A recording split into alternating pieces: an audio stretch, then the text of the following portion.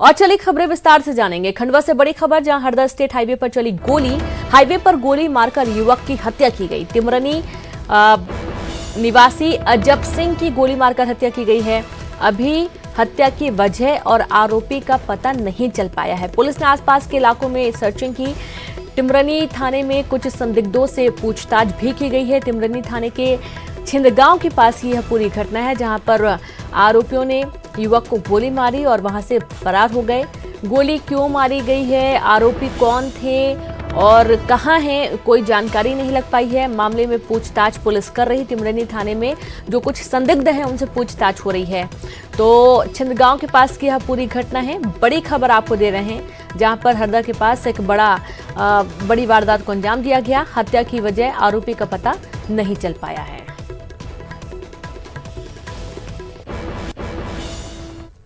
समर्पण और त्याग का पर्व ईद उल अजहा आज लॉकडाउन के चलते प्रदेश भर में बेरौनक रहेगी। मस्जिदों में भी 5 से ज्यादा लोग नहीं हो सकेंगे जमा। घर में नमाज अदा की जा रही है। साफ तौर पर गाइडलाइन दी गई है कि सभी लोग अपने घर पर ही नमाज अदा करें और नमाजी जो होंगे वो सिर्फ 5 ही होंगे जो कि मस्जिदों में जाकर नमाज अदा करेंगे। बाकी सभी लोगों को अपने घर में रहने की अपील की गई है। लॉकडाउन के चलते प्रदेश भर में जो ईद है वो बेरौनक है। सभी लोगों को अपने घरों में ही ईद मनाने की अपील की गई है और मस्जिदों में भी, जैसा कि पहले की बड़ी संख्या में, जैसे कि भोपाल में एशिया की दूसरी सबसे बड़ी मस्जिद है ताजुल मस्जिद, वहां पर बड़ी संख्या में लोग पहुंचते थे नमाज अदा करने के लिए। लेकिन अब वहां पर भी सिर्फ 5 नमाजी ही नमाज अदा करने पहुंचेंगे। बाकी सभी लोग घर पर रहकर ही ईद मनाएंगे। डीआईजी कलेक्टर ने लिया भोपाल शहर का जायजा। ईद के मद्देनजर सुरक्षा व्यवस्था का जायजा लिया गया।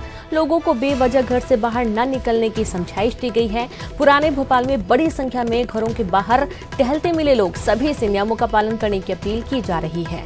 अब चूंकि ईद काफी बड़ा उनके लिए महत्व रखता है और इस वजह से भी लोग बाहर निकले सामान लेने के लिए, एक दूसरे से मिलने के लिए, तो पुलिस ने खास तौर पर जो भोपाल का पुराना इलाका है, पुराना भोपाल है, वहां पर लोगों को समझाने के लिए पुलिस सड़कों पर रही। और इस दौरान देखा गया है कि जो उच्च अधिकारी हैं वो भी लोगों को समझाते हुए नजर आए हैं।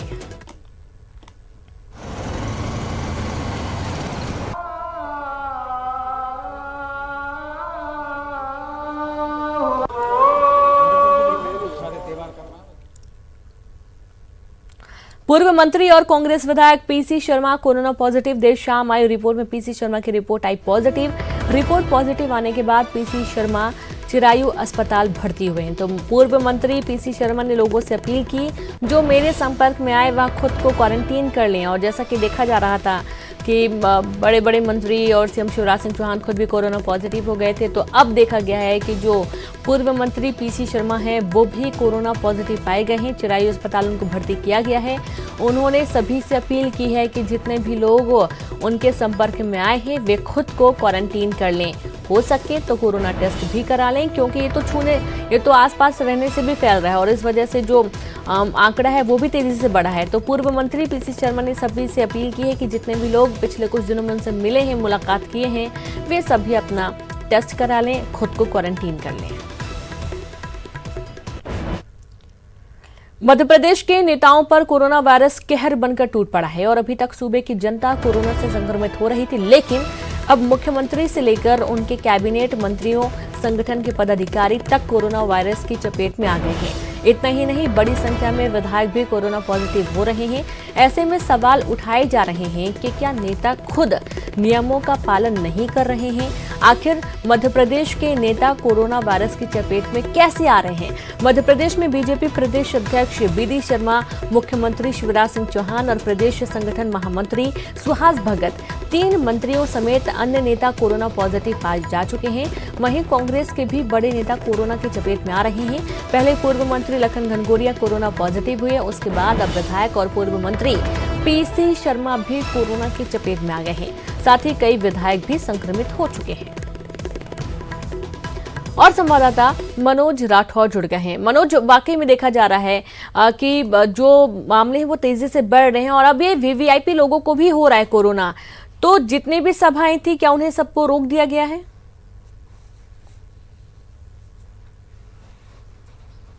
जी बिल्कुल रेनू, सरकार के द्वारा ये फैसला ले लिया गया था क्योंकि लगातार जिस तरीके से जनप्रतिनिधियों में संक्रमण बढ़ रहा था, उसको लेके शिवराज सिंह चौहान ने जब समीक्षा की तो ये फैसला लिया गया कि 1 अगस्त से 14 अगस्त तक जो है किसी तरीके की सभाएं जो है जनप्रतिनिधि अपने क्षेत्र में नहीं करेंगे, कोई भी जनसंपर्क अभियान नहीं चलाएंगे और किसी तरीके की रैली या किसी तरीके की बैठक नहीं करेंगे। यदि वर्चुअल बैठक कोई आवश्यक है तो उसमें सिर्फ 5 लोग रहेंगे। इस तरीके का निर्णय पहले ही ले लिया गया था और जिस तरीके से लगातार गाइडलाइन और नियमों को तोड़कर जनप्रतिनिधि लगातार रैली कर रहे थे, जनसंपर्क कर रहे थे, उसको लेकर भी साफ निर्देश दे दिए गए थे कि यदि कोई इस तरीके की रैली करता, नियमों को तोड़ता तो उस पर सख्त कार्रवाई की जाएगी। तो लगातार सरकार के द्वारा ये निर्देश दिए जा रहे हैं, लेकिन कहीं ना कहीं जिस तरीके के अभियान की शुरुआत सरकार ने की थी, जनप्रतिनिधियों ने उसको कहीं ना कहीं ठेंगा दिखाने का काम किया था। अब सरकार की सख्ती के बाद ये तमाम सभाएं जो हैं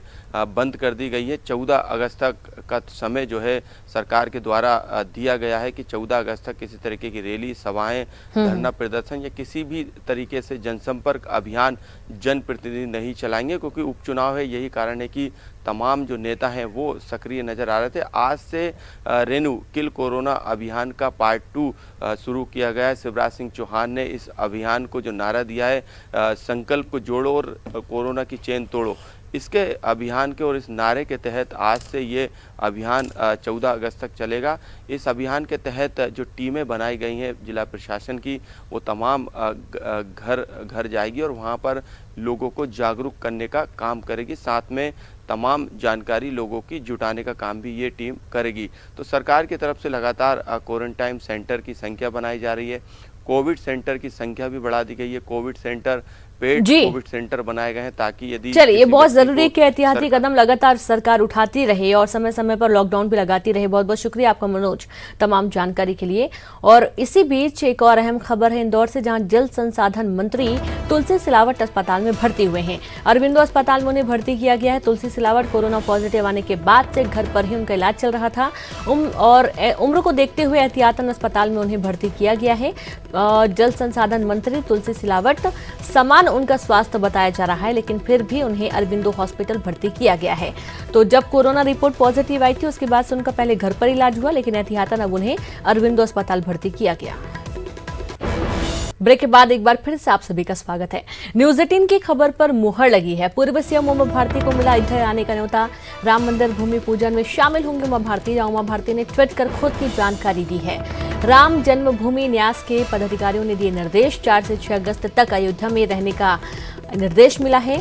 5 अगस्त को होना है राम मंदिर का भूमि पूजन। न्यूज 18 ने उमा भारती का नाम मेहमानों की सूची में शामिल होने की खबर को दिखाया था और इस खबर पर एक बार फिर से मुहर लगी है। न्यूज 18 की विश्वसनीयता की पर ये मुहर लगी है, जहां 4 से 6 अगस्त को अयोध्या राम मंदिर निर्माण के होने वाले भूमि पूजन कार्यक्रम में उमा भारती को मेहमान के तौर पर बुलाया गया है।